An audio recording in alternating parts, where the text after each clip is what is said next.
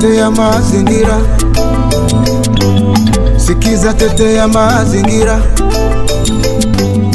Mesdames et messieurs, bonjour et bienvenue encore une fois à suivre ce podcast TT Mazingira sur la gouvernance des ressources naturelles. Aujourd'hui, dans le cadre de la vulgarisation de la loi Pygmée, appelée autrement la loi numéro 22/030 du 15 juillet 2022 portant protection et promotion des droits des peuples autochtones pygmées, nous recevons pour vous Diel Mochire. Bonjour. Bonjour, messieurs les journalistes. Vous êtes les responsables du programme intégré pour le développement du peuple pygmée au Kivu, Shirika la Bambuti PIDEP. C'est 19 juin 2023 à Goma, dans l'est de la RDC. Vous avez organisé un atelier de partage d'informations sur la criminalisation et la vulgarisation de la loi Pygmée en RDC. Avec cette nouvelle loi en RDC, qu'est-ce que cela apporte pour vous? Oui, merci beaucoup, messieurs les journalistes. D'abord, on doit remercier le gouvernement congolais qui a pris conscience et qui a honoré ses engagements au niveau international de mettre en place un cadre juridique de reconnaissance des droits des peuples autochtones pygmées en République démocratique du Congo, y compris aussi les parties prenantes qui se sont impliquées. Il y a un article publié en 2017 par le journal Le Monde qui indiquait que dans la province du Sud Kivu, certaines femmes pygmées étaient victimes de coups et blessures quand elles partaient à la recherche du bois de chauffage. Avec cette nouvelle réglementation en RDC, quels sont vos différents espoirs par rapport à la lutte contre la criminalisation? Oui, c'est important de le savoir que la question de la discrimination ne date pas d'aujourd'hui. D'abord, en premier lieu, c'est une manière de faire taire donc certaines personnes usent de leur pouvoir, que ce soit économique, que ce soit légal, que ce soit politique, pour ne pas accepter que les gens s'expriment. Et tout leader qui est dans ces combats-là, quelles que soient les raisons, il est victime de la criminalisation. Et pour nous, les peuples autochtones, si vous voyez ces femmes-là, on ne peut pas vivre sans boire des chauffes, on ne peut pas vivre sans manger, on ne peut pas. Et pour nous, ça c'est un cas réellement de criminalisation, malgré les circonstances. L'important c'était de les sensibiliser et les doter d'autres endroits où ils peuvent faire ce genre d'activités. Et pour la loi, pour nous, ça renforce d'abord notre identité qui est reconnue comme peuple autochtone pygmée en République démocratique du Congo et qui prend en compte les dispositions non contraires à la déclaration des Nations Unies sur les peuples autochtones, à la charte des Nations Unies, la déclaration universelle des droits de l'homme, mais aussi à la Constitution de la République démocratique du Congo. Et si ce cadre était là, c'est sur base de l'injustice sociale qui s'est basée et on n'avait pas de référence pour faire face aux personnes qui se prenaient comme accaparateurs de nos terres, ainsi de suite. Parce que sans la terre, on perd notre culture et dès qu'on perd la culture, on perd l'identité. Oui, il y a une organisation Survival International qui a souvent défendu les droits des peuples autochtones, beaucoup plus sur leurs droits terriens. Ici, au niveau de la province du Nord Kivu, en particulier de manière générale en RDC, quelles sont souvent les difficultés auxquelles font face les peuples autochtones en matière de droits des terres ou droits fonciers? Il y a d'abord les accaparements liés à l'exploitation minière, l'expansion des aires protégées, la création et l'expansion des aires protégées, l'exploitation forestière, et cela s'est fait sans le respect des consentements libres, préalables et informés.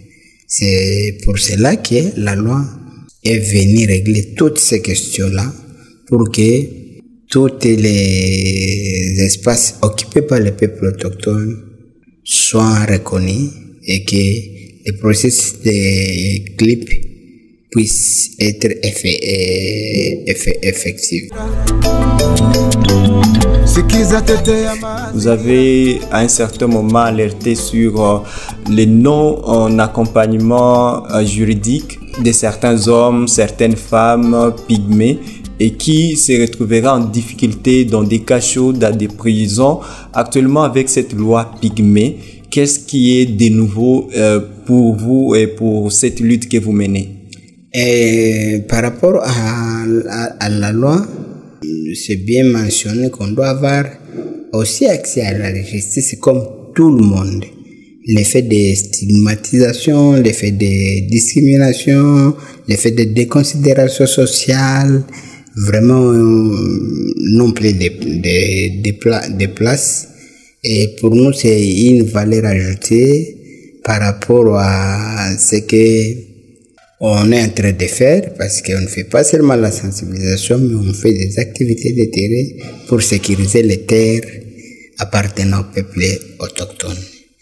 En plus de ça, je peux vous confirmer que la loi est rétroactive et entrée en vigueur depuis novembre.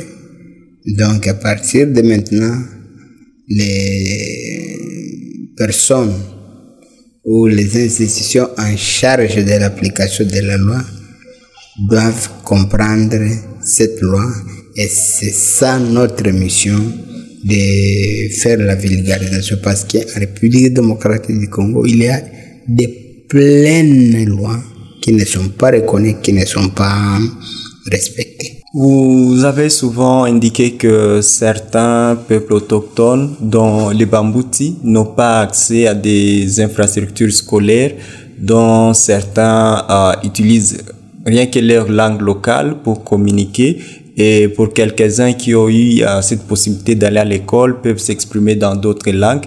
Pour cette loi, comment vous faites pour briser cette barrière linguistique dans cette dynamique de vulgarisation?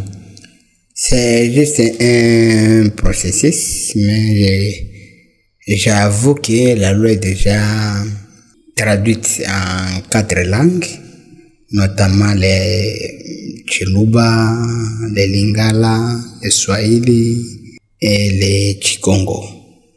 Mais comme il y a d'autres personnes peut-être qui ne maîtrisent pas ces langues et qui ne maîtrisent pas le français, on est en train de raisonner comment aller au-delà pour le faire aussi en anglais, pour que ce soit bien compréhensif par d'autres parties prenantes qui ne maîtrisent pas ces langues.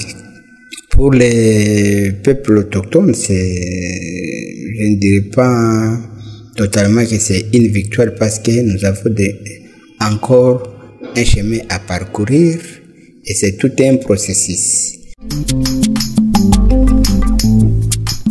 Il y a quelques dispositions qui nécessitent des mesures d'application qui doivent être sur lesquelles on doit travailler. C'est par exemple l'article en lien avec l'éducation gratuite au niveau du secondaire dans les établissements publics. Ça, c'est au-delà de la Constitution qui indique que la gratuité de l'éducation se limite au niveau du primaire.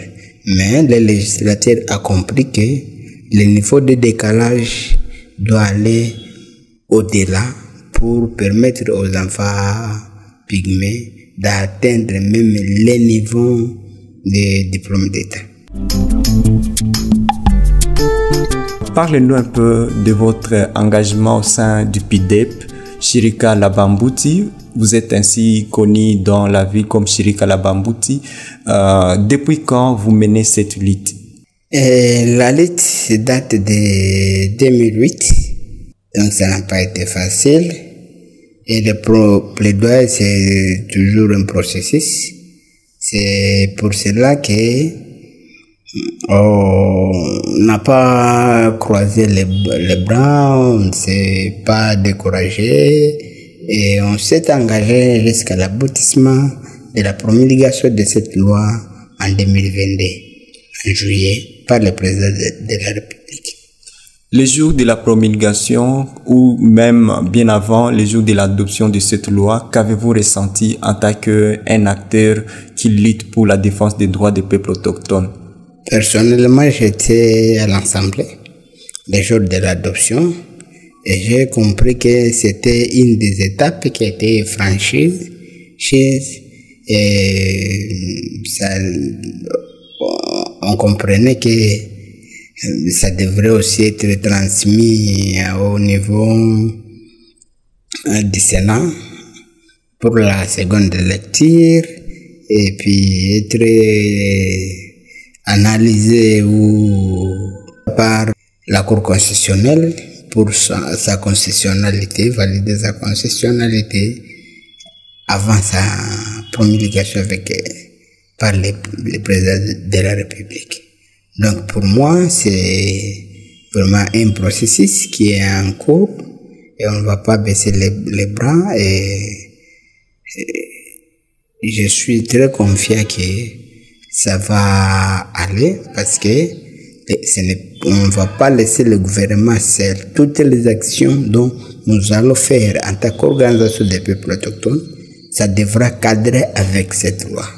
Si c'est l'éducation, il faut construire des écoles de bonne qualité et aussi influencer le calendrier scolaire parce que c'est parmi les freins de la non-scolarisation des enfants scolaires.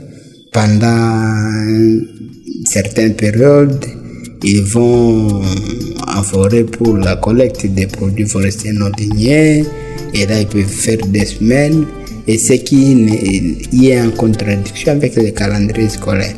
C'est pourquoi on est en train de dire oui, d'abord c'est quelque chose, mais il faut négocier sur ce qui existe. Monsieur Diel Mochire, responsable de l'organisation PIDEP Shirika la Bambuti, nous vous disons merci d'avoir accepté notre invitation dans ce podcast TT Amazingira. Merci beaucoup, monsieur le journaliste. Daniel Makassi, pour aujourd'hui, nous vous disons merci de partout où vous nous avez captés dans le monde. Portez-vous bien.